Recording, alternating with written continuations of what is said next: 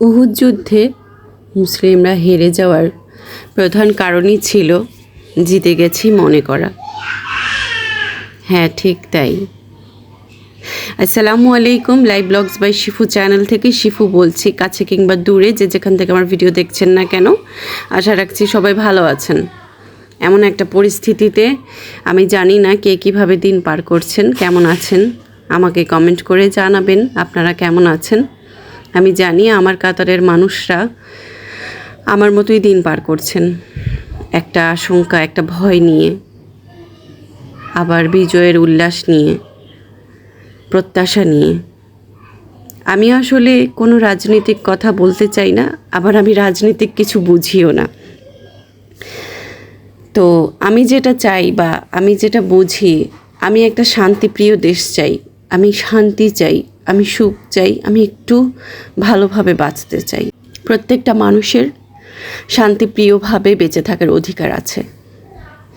Video related কিছু কথা বলি। প্রথমেই দেখিয়েছিলাম আমার যে বারান্দার গ্রিল, সেগুলোতে জং লেগেছে এবং এখানে দেখছেন বৃষ্টির পানিতে ভিজে আমার দেয়াল একাকার। আমার দেয়ালে কি পরিমাণ পানি তোষতেছে এটা নিশ্চয়ই আপনারা ভিডিও দেখে বুঝতেছেন। আমার মন দিলতে এমনিতেও শান্তিতে নেই, ভালো নেই, বিকজ আমার দেশটা শান্তিতে নেই। আর উপর থেকে আমার নিজেরও বাসার যে অবস্থা, সেটা আসলে ভাষায় প্রকাশ করার মতোই না। তো বাসার এমন পরিস্থিতিতে আমি খুব জিদ করলাম আমার হাজব্যান্ডের সাথে যে আমি বাসা চেঞ্জ করে ফেলবো, আমার পক্ষে এভাবে থাকা আর সম্ভব না। এই যে প্রত্যেকটা ঘর দিয়ে পানি ঢুকছে, আমার কিন্তু সব ফার্নিচারগুলো একেবারেই ফাঙ্গাস ধরে যাচ্ছে, তারপর ভিজে যাচ্ছে, আমাকে কাপড় দিতে হচ্ছে। এবং এইটা একটা ঘরে হতো আমি মেনে নিতাম, আমার 3টা রুম এবং 4টা রুম, রান্নাঘর, আবার বাথরুমেও মানে এই পানি তোষতেছে। পানি তোষাটা আমার কাছে খুব অস্বস্তিকর লাগে, কারণ পুরো ঘরটাই একটা স্যাঁতস্যাঁতে ভাব হয়ে থাকে। আমার মনে হয় আমার মতো এই জিনিসগুলো যারা সাফার করেছেন তারা অনেকটাই জানেন। তো এইখানে দেখেন পানি কিভাবে টুপটুপ টুপটুপ টুপটুপ করে পড়ছে, মানে দেয়াল একটা আছে যে ভিজেছে, কিন্তু এখানে পুরোপুরি পানিটা চুয়ে চুয়ে পড়ে যাচ্ছে। আমাদের বাড়িওয়ালাকে আমরা বলেছি, অনেকবার বলেছি, সে বলেছে আমাদেরকে ঠিক করে দিবে, কিন্তু তার যেই মোটিভ বা যা দেখছি, সে আজকে 4-5 মাস ধরেই আমাদেরকে এই আশ্বাসটাই দিয়ে যাচ্ছে যে ঠিক করে দিবে, ঠিক করে দিবে। তো জানি না আসলে তার মনে কি চলতেছে, সে কি চাচ্ছে, আমি আসলেই জানি না। এখানে আমার বেবিদের যে ঘরটা, ওইটাতে ফাটলও ধরেছে। মানে আমি বাসাটা নিয়েছিলাম খুব শখ করে, খুব খুশি হয়ে, খুব মনটা খুব করে যে এত সুন্দর পরিপাটি একটা ঘর, সব ফ্যাসিলিটিস আছে, গিজার সিস্টেম আছে, নেট আছে, সব কিছুই আছে। কিন্তু বাসায় ঢোকার পর আসলে ওইটার পরিবেশটা, আসলে এটাই বলতে হয় যে কোনো বাসায় না নিলে, না থাকলে আপনি ওটার ইয়েটা বুঝতে পারবেন না, মানে পরিবেশটা বুঝতে পারবেন না, বা সিচুয়েশন কনভিনিয়েন্ট কিনা সেটাও বুঝতে পারবেন না। তো আমার ক্ষেত্রেও তাই। এই যে ঢোকার পর এখন দেখেন, আসলে আমি যেটা বুঝলাম, আর আমি একটু রিজনেবল ভাড়ার জন্যই আসলে টপ ফ্লোরেই নেই। আমার কিন্তু এত বেশি গরম লাগে না, এত অসুবিধা হয় না। তো আমি টপ ফ্লোরে যেটা বুঝলাম, যত টপ ফ্লোরেই গেলাম এই পানি তসার ব্যাপারটাকে আমি আসলে পেলামই। তো এখানে আমি বৃষ্টি উপভোগ করছিলাম আর চা খাচ্ছিলাম দুপুর 1টার দিকে। আমার আসলে কিছুই শান্তি লাগছিল না, ভালো লাগছিল। এর মধ্যে আরেকটাও বিপদের কথা বলি। এই অসুবিধার মধ্যেই দেখেন আমার ফিল্টার যেটা ক্লিন করে আমি রেখেছিলাম, সেটা নিচ দিয়ে ফাটল ধরা দিছে, মানে পানি লিক হয়ে সারা রাত পানি পড়ছে। সকালবেলা আমার হাজব্যান্ড উঠে বলতেছে পুরা ফিল্টারে পানি খালি হয়ে গেছে। আমি বললাম কি বলতেছো? তো উঠে পরে দেখলাম যে পুরা ফিল্টারের কোথাও ফাটা, মানে কোথাও ভাঙা নেই, কিন্তু নিচে দিয়ে পানি লিক হচ্ছে, তার মানে এটা ফেটেই গেছে হয়তো বা। এটা কিন্তু আমার হাত থেকেও পড়েনি, কিছু হয়নি। তো এটার আসলে বলেছিলাম গত ব্লগেই, যেটা 7 বছর হয়েছে। 7 বছরে আসলে অনেক অনেক অনেক বছর এটা আমি ইউজ করেছি। তো স্বাভাবিক একটা জিনিসের টেম্পার তো চলেই যাবে। আর এটার ভিতরে যে আয়রনগুলো দেখছেন, এটা আমি যে গত বাসাগুলোতে ছিলাম প্রত্যেকটা বাসায় ওয়াসার পানি ছাড়া ছিল, অর্থাৎ ডিপের পানি ছিল।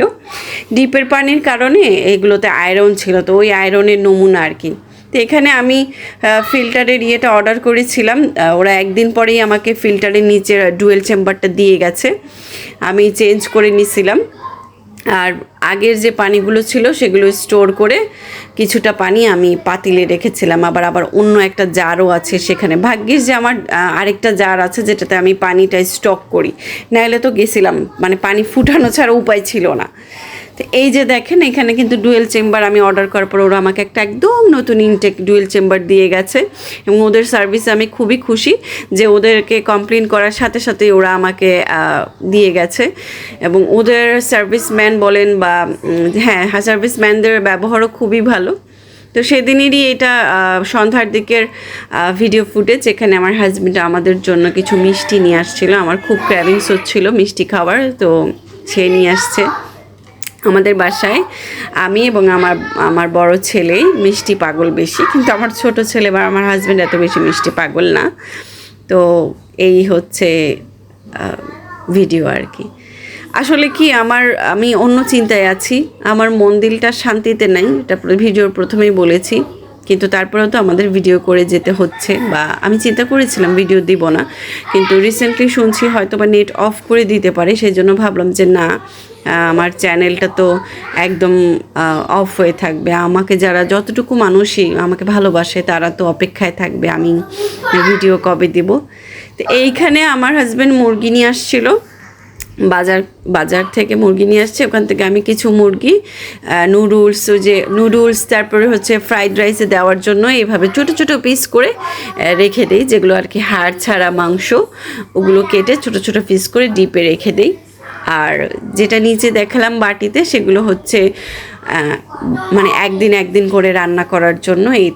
এই সময় ভিডিও দেওয়ার আরও একটা কারণ আছে, মানে আমার খুব প্রিয় এবং খুব কাছের একজন ভাবি, আমার শহীদ ভাইয়ার ওয়াইফ, ওই ভাবি আমাকে মানে বলেছে, বারবার আমাকে জিজ্ঞেস করেছে, মেসেজ দিয়ে যে আমি কেন ভিডিও দিচ্ছি না বা কি হলো আমার।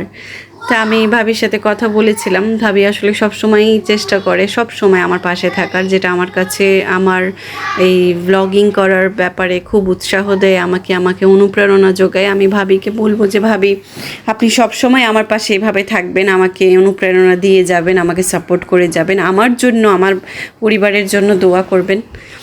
আপনার কথা না বললেই না, আপনার অনেকটা সাপোর্টেই কিন্তু আমি আজ এতটুকু এসেছি।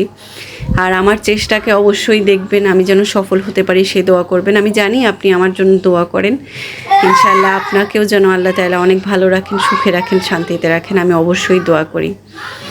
আমি যতবারই ঢাকায় যাই আমি ভাবির সাথে দেখা করি, ভাবির সাথে দেখা না করলে যেন কার সাথে দেখা করিনি, কোন আপন মানুষের সাথে যেন দেখা হয়নি এমনটা ফিল হয়। আর উনার পরিবার, উনারা আমার আসলে আমি এখন যদি বলতে চাই আমার কলজার ভাবি ভাইয়া, এরকম একটা ব্যাপার। তো এখানে দেখেন চট্টগ্রামে কি বৃষ্টি হচ্ছে, বৃষ্টিতে আমি একটু দেখছিলাম। আর ওই যে বলেছিলাম আমি আমার হাজব্যান্ডের সাথে বলেই নিছি যে আমি বাসা চেঞ্জ করবো, আমি বাসায় থাকবো না, আমার পক্ষে পসিবল না এভাবে থাকা। তো একটা নেটে একটা বাসা দেখেছিলাম, ভালো বাসা তো বেশি দিন থাকে না, এটা ভাড়া হয়ে যায়, আপনারা সবাই জানেন। তো আমি সেই জন্যই বৃষ্টির দিন উপেক্ষা করেও আমি বের হয়েছি, বাচ্চাদেরকে রেইনকোট পরিয়ে, দেখতে পাচ্ছেন। আর এই বাসাটা একটু দূরে, মানে আমি যেই স্পেসে থাকি সেখান থেকেও আরও অনেক দূরে। এই হচ্ছে সেই বাসাটা, আমি কিছুটা নমুনা দেখাই। কিন্তু এখানে এত দূরে হিসেবে ভাড়াটা একটু বেশি বলেছিল ওরা, যে ভাড়াটা আসলে আমাদের বাজেট থেকে একটু বেশি। তো তারপরেও চিন্তা ভাবনায় রেখেছি নিব কি নিব না জানি না। আর বৃষ্টির দিনে বের হওয়ার আরও একটা বিশেষ কারণ, ওই বাসা মানে যে বাসায় এখন নিব না কেন বা নিচ্ছি না কেন, ওই বাসাতে কি মানে দেয়াল তসতেছে কিনা, পানি ঢুকছে কিনা, সেই বিষয়গুলোই দেখার জন্য মূলত বৃষ্টিতে বের হওয়া। আর এই বাসাটা আমি নেটেই দেখেছিলাম, নেটে দেখি আমার কাছে ভালো লেগেছিল, তো সেই জন্য চিন্তা করলাম যে না, ঢু মেরে আসি। এটা ফ্রাইডের ভিডিও ফুটেজ। তা আমার ভিডিও যদি আপনাদের কাছে একটু হলেও ভালো লেগে থাকে, ভালো লাগা কাজ করে, প্লিজ প্লিজ প্লিজ আমার চ্যানেলটিকে সাবস্ক্রাইব করবেন, আমাকে ভালোবাসা দিয়ে আমার পাশে থাকবেন। আমি চেষ্টা করি আপনাদেরকে উপকারী কিছু দেখানোর, উপকারী কিছু উপদেশ বা উপকারী ভিডিও শেয়ার করার, আমার কাজ, আমার দৈনন্দিন জীবন সব কিছু নিয়ে। তো প্লিজ চ্যানেলটা সাবস্ক্রাইব করবেন, একটা লাইক, একটা কমেন্ট করবেন, ভালো মন্দ সব কিছু জানাবেন, কে কেমন কোথায় আছেন সব কিছু বলবেন। আল্লাহ হাফিজ, আসসালামু আলাইকুম।